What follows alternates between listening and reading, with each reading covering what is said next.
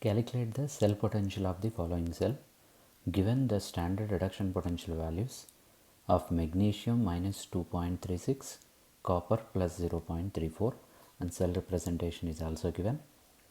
So based on the cell representation and reduction potential values, we can understand that magnesium is acting as anode, copper is acting as cathode. First we will calculate E0 cell value. E0 cell is equal to E0 cathode minus E0 anode. Cathode is copper, so E0 of the copper minus E0 of the magnesium. Copper E0 value is 0.34 minus magnesium is minus 2.36. 0.34 plus 2.36 will get E0 cell value 2.7 volts.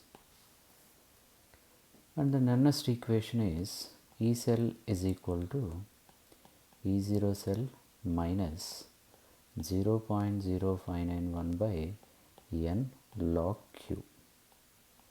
In place of Q, generally you can take directly as anode ion concentration by cathode ion concentration.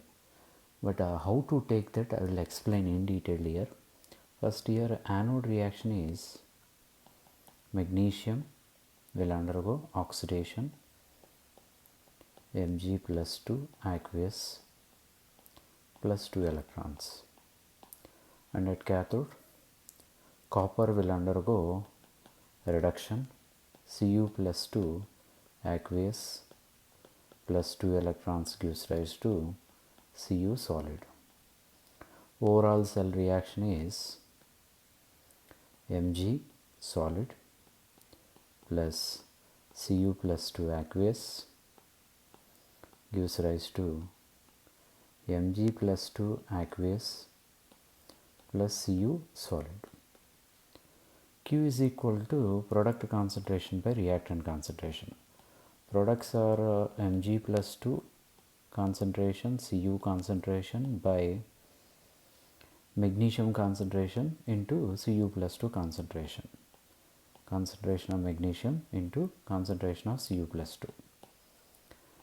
Here solid, copper is solid, magnesium is also solid. Solid concentration is 1 molar. So Q is equal to Mg plus 2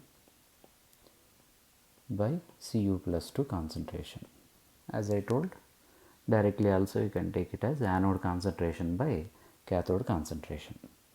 Now E cell is equal to E0 cell minus 0.0591 by N log. In place of Q you can take it as Mg plus 2 by Cu plus 2.